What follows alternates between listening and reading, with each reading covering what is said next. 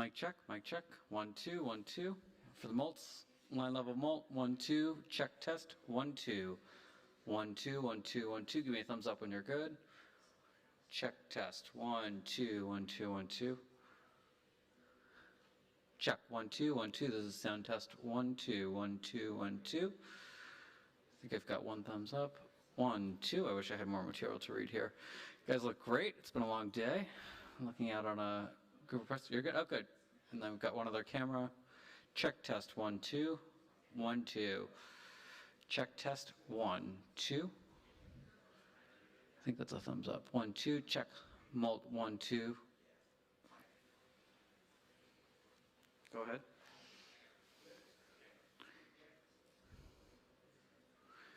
Thank you. This has been a sound test. The U.S. Department of State. The live stream is now live. Thank you.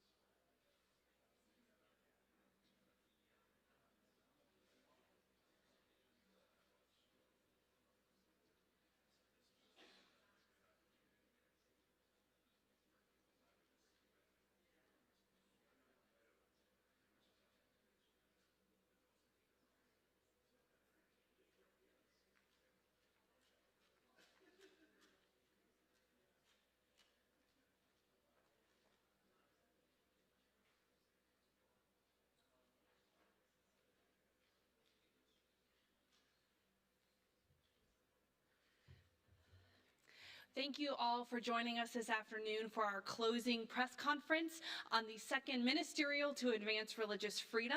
Ambassador Brownback will join us at the podium in a few moments to make remarks, and then my colleague Aaron will call on questions following the conclusion of Ambassador Brownback's remarks. Without further ado, Ambassador Sam Brownback for International Religious Freedom.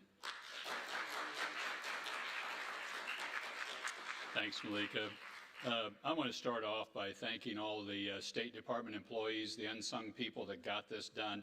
State Department put a lot of effort behind this, particularly my office, and I see a couple of them here, and I'm really proud of you guys and how you pulled this off. These are hard to do when you've got as much going on as we did. 106 countries coming to a place, more than 30 foreign ministers or foreign minister level individuals at it, nearly 1,000 civil society religious leaders participating in an overall event. And State Department's really not structured to handle big events, and yet they did, and they did a spectacular job. So I want to start off by thanking all you guys for doing this, and I'll give you Saturday off for doing this. It was two events, civil society religious groups first 2 days, then the state officials the last day. Just to go through some brief numbers, on days 1 and 2, we had almost 900 people attend, 36 panels, 186 speakers, a meeting with the President, Prime Minister, former Prime Minister of Great Britain, Tony Blair, Speaker Pelosi, Representative Wolf, Congressman Smith, and 30 victims from around the world of all different ethnicities and faiths. Day 3, the government day, 106 countries attended. That includes the United States in the count. Follow-up meetings were announced by a number of different countries of where there'll be events after this one that will follow on. The nature only be targeted in specific areas. Follow-on meetings announced in Morocco, the Vatican, Colombia, Albania, and Bangladesh. The Netherlands announced a new International Religious Freedom Ambassador, another colleague to be able to work these accounts around the world. And Poland is convening a UN Security Council on August 22nd to remember victims of religious persecution. You heard this morning the Secretary of State announce an International Religious Freedom Alliance and to start a discussion about this international body. The first of its kind ever created to really pursue and push the issue of religious freedom around the world. This is the start of a discussion. It is our announcement to form this. We will now be reaching out to like-minded countries and countries that seek to be a part of this, of how it should be structured, what would be operating rules for it. But we want to move this conversation forward, and we want to do it in a permanent fashion. We believe this is critically important, that this is a global crisis in our estimation, and it requires a global solution. And this is our effort to really put that into place. We think this issue has been ignored far too long, and really too much hand-wringing and not enough movement and handshaking of people, of countries back and forth to say, how do we partner together to get something done in a constructive, helpful fashion. Our alliance is already, that's demonstrated here, broad-based and global. In this town that's so much division right now, we had a crowd that gave a standing ovation to both Secretary Pompeo and Speaker Pelosi. I don't know when that's happened the last time in Washington, but it happened here. And both did were well received by the audience for their statements and their strength on issues of religious freedom. Had an excellent meeting of survivors with the President of the United States yesterday. That was an open meeting. And there were a lot of people presenting really passionate, I should say, cases in front of the President of information and things that have happened directly to them. One of the people that was persecuted, that's a survivor, spent over 3 years in a storage container. That's where she was kept just for her faith. Another lady had the death penalty on her, and they didn't kill her because she was pregnant at the time. And then the world community got word of this, Maryam Ibrahim, and advocated for her, and she wasn't killed, and she and her child are both alive today. So actions by an international community can and do save lives. This may be one of the reasons I'm so passionate about it, is I started out in my Senate career here working on these issues and got really hooked on the issue of the idea that if we can, in many places and in many countries, just simply give a person a face and a name, you can keep them alive. I remember getting my first call from a staff member when I was at one of my kids' baseball games back in Kansas, and this was a staff member that worked in this issue, and telling me that we got this person's free now that was in a jail in an authoritarian country. And it was just, I was just so happy and ecstatic at the point that we got somebody free. We saved somebody's life today. And there's I guess if I can use the term, an addictive quality to that, so that when you see that, and you heard the Secretary of State say this morning that one of his best moment as Secretary of State was freeing 3 guys out of North Korea. Most of them there and convicted or held because of their faith. But he's flying home with them.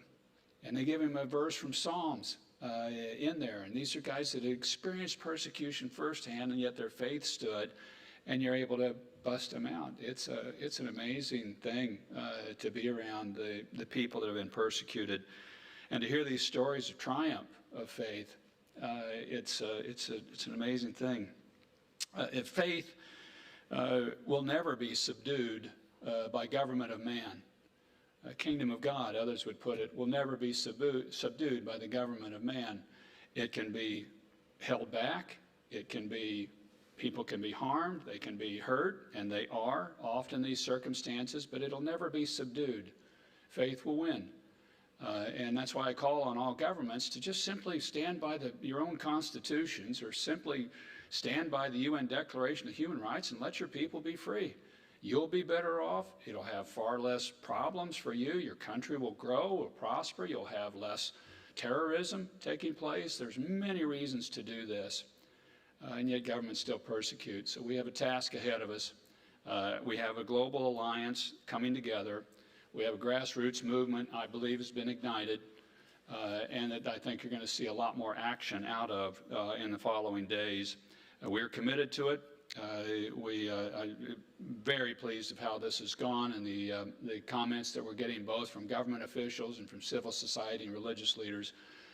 One of the key assets that we will continue to nurture, and we have to have, is a really coming together of religious leaders to stand for each other's religion, of freedom of religion. Because as you've heard me say, we're not after common theology. Nobody agrees on that. We're after a common human right. And every faith that's a majority somewhere is a minority somewhere else, and is subject to these same winds of persecution. So we want this, of all faiths, to stand up for each other's faith, or people of no faith at all, for this fundamental God-given human right. With that, let me attempt to take your questions, and Aaron will moderate. Now begin to take questions. If folks could state their name as well as the outlet that they're with, and then I will call on you as you have your hand raised. Thank you. We'll start over here. Thank you, Ambassador Brownback. My name is Sean Ling with WQER Radio and Son of Hope Radio Network. So yesterday was a meeting with the president, and so many survivors identified their family members, for example, in China. And also this morning, Secretary Pompeo mentioned Pastor Su in China. Yesterday mentioned about Ma Zhengyu and several people in China. So were you worried that the persecution of these people will be further escalated when their name is mentioned publicly?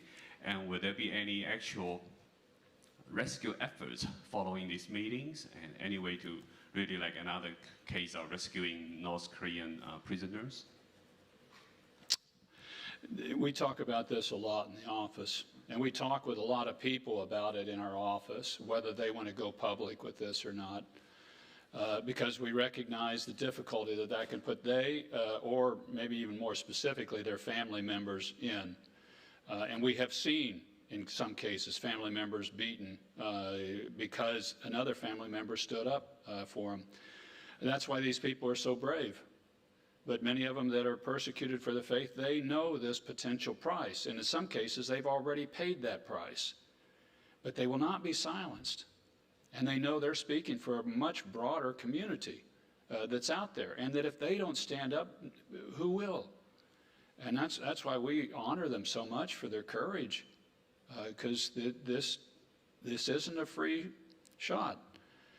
I've also seen it happen that when people will stand up and call out, that they can get people free.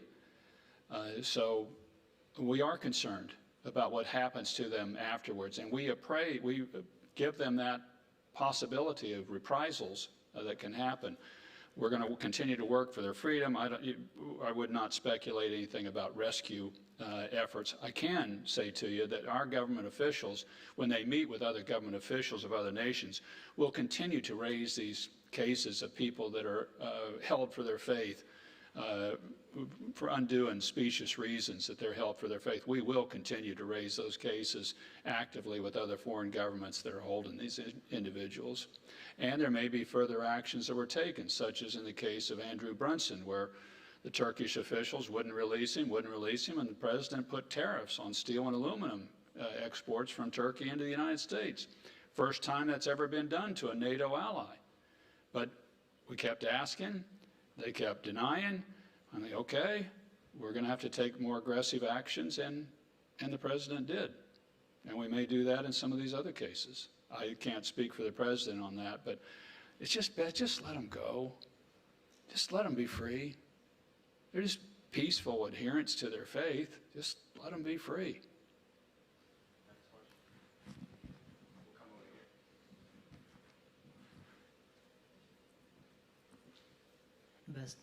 Ambassador Brownback, this is Tashi from Radio Free Asia Tibetan Service.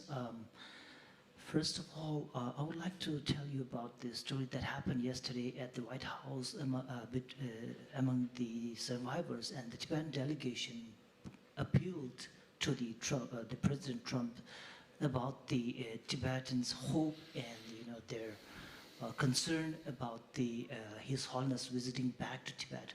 And this morning, the Vice President talked about the Panchen Lama. So this is now, one of the core issue, is becoming a core issue for the Tibetans inside and outside Tibet. So people are looking up to the United States and the Western, advanced countries to pressure more on Chinese government to get him released. What could you do to get him released out of China and have his education and traditional rituals freely practiced in the free world? Well, as you know, we're in a very active discussion with Chinese officials now. The issue is centered around trade, but it's not exclusively trade. The Vice President raised this issue today. This has been an active issue, unfortunately, for many years now. He mentioned about the Panchen Lama hasn't been seen for over 20-some years, he and his family. So this will be something we will raise. There's been great concern about this issue, about the treatment of Tibet and Tibetan Buddhism, and of being able to have their leaders freely operate, which they've not been allowed to do in China. The Dalai Lama hasn't been allowed to return to China, so that this is something that should be allowed. And it's a strongly bipartisan issue.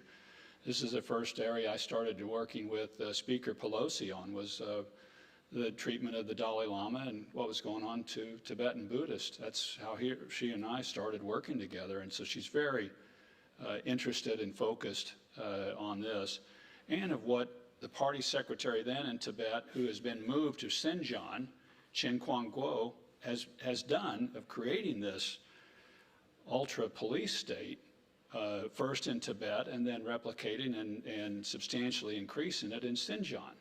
So we're deeply concerned about those things in a bipartisan fashion, and we're going to continue to raise them and raise them aggressively. We'll come now to the second row, Adele with RMS.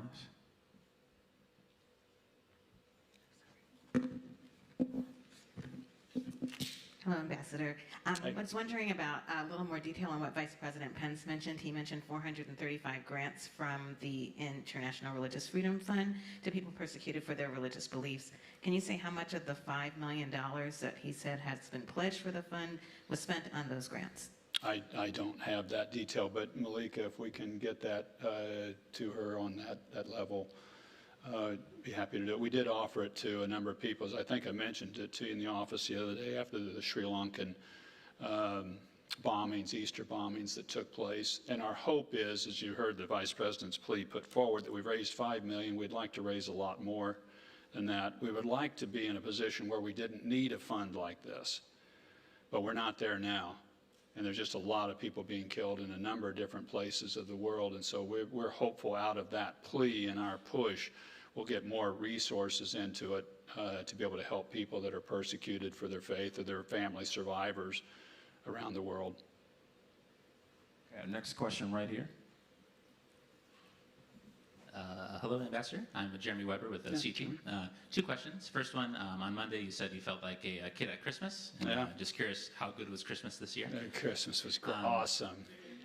And then second question, on Monday, USERF and World Relief released some data on the decline by, in some places, 2/3 among the top countries doing religious persecution among refugee resettlement. And I was curious, how would you respond to their concern, and like where does refugee resettlement belong in the spectrum of ways of addressing religious freedom? It's a great question. Christmas was awesome this year, so I'm extraordinarily pleased with it. I'm really pleased at the breadth that we were able to have of religions diversity in the persecuted community, of the people we had that were persecuted, because we had them from all different types of faith. Now, there are many, many different types of faith, so there's some that weren't recognized or here, and there's from all over the world, but there wasn't every country that had somebody here that was persecuted, including the United States, because we had the rabbi from Pittsburgh that was here that went through that horrific shooting that took place there. So we tried to cover as broad a gamut. We had a much broader gamut this year than we had last year, and we had a strong bipartisan, many nations. Some of the key speakers were from other nations this year. Lord David Alton, who's one of the fathers of the field, spoke, as did, I noted earlier, Tony Blair. So those are things that I was really pleased about how they went. Our effort, there's been I wouldn't say there's not a change, but an addition to a piece of this. Historically, what we've done, and particularly this is for people run out of the Middle East because of their faith, is we just said, we haven't said, but we've implicitly said, not vocally, but we implicitly have said, just immigrate. Just go to Canada, US, Europe, and we had a lot of refugees move, and many of them were driven out for their faith. And you saw the Middle East go from 20% Christian population to under 5% now in a period of about 25, 30 years. You dig the numbers up specifically yourself, but that's the rough numbers on it. What we're saying now is these people should not be forced to immigrate. And we want to help rebuild their areas so they can stay. And we're doing that in Iraq. So you've heard about over $300 million put into rebuilding the Nineveh Plains area for Yazidis and Christians to be able to move back. And the Christian population in Iraq itself has gone from over 2 million, 2.25 million to 250,000 since the war began. And most of it's just people, look, I'm scared. Or I had a family member killed, or this person, or I've had my property taken, and they just leave. Well, that shouldn't be the way it has to be. And that shouldn't be the default position. So what we're trying to do now really is push on being able to make places stable and safe for all people of faith. I recognize some criticize then, well, wait a minute, what about the refugee numbers? And I recognize and I hear that statement, but the effort really is to try to make the place safe, which I do believe, honestly, is a much better long-term solution to the situation. And it's one we hope to see more success with. We have gotten people to resettle back into the Nineveh Plains. Syria is going to be another case that you're going to have to look at and watch very closely, because after things finally stabilize there, will there be a place for the minority community, or are they going to be forced out? And I think we'll have to push hard there. We've got time for 2 more questions. We'll come here in the front. Hey, Brian. Hey, how's it going? Good. Brian Lowry with the Kansas City Star. Yeah. We know each other. How about those Wildcats? They're doing, I see you got your purple on. I wanted to ask you about the Uyghur population. You featured that issue on the first day of the conference, right before your talk with Congressman Wolf and Speaker Pelosi. I understand you spoke with that one young woman about a month before this conference. And so what is the path forward for the U.S. on this issue? And has our advocacy for a Muslim population been complicated at all by some of the rhetoric about Muslims that's been used in U.S. politics in recent years? The path forward, I think, is to continue to press the Chinese and do so on a global basis to allow the Uyghur population to go and to not to go, but to live free in their own areas. And we're asking just really the woman that spoke here just said, look, you got all this great facial recognition technology, China, can you facially recognize my dad and tell me where he is? I mean, she asked it tongue in cheek, but she's just trying to get somebody's attention. And I have lots of Uyghur names of people, of family members that people cannot find and have not seen for years. And we ask the Chinese government to please at least tell the people where these people are. I think we need to get more global pressure. I think we need to get more from Muslim countries. To date, we haven't had that many of them speak out about it. Turkey has, but we need to get others. And I think we really have got to say this is unacceptable behavior. It always was, but it certainly should be in 2019 to operate these sorts of detention facilities. So I think the route forward really is to keep the global focus. And here, too, I want to thank the international press, who I think has done an excellent job of uncovering this story. I first read about it in The Economist. And then, actually, it was my son read about it and pointed it out to me. And then when I started looking into it, I said, really? And it's just, we had one of the experts here, Adrian Zenz, who's uncovered a lot of the data. He was here and spoke. Complicated? I don't think so, Brian. You mean, in politics, there's always going to be people for you and against you, and they're going to look for anything, and you're going to look for any issues. I don't think it's any more complicated. I think the difficult piece is trying to get China to do something, and to do something fair for its own population. Time for one more question. We'll come right here on the front row. Edwin Mora with Breitbart News. Has India been receptive to U.S. efforts to promote religious freedom? And do you think Hindu extremists pose a major threat to Christians and Muslims in India?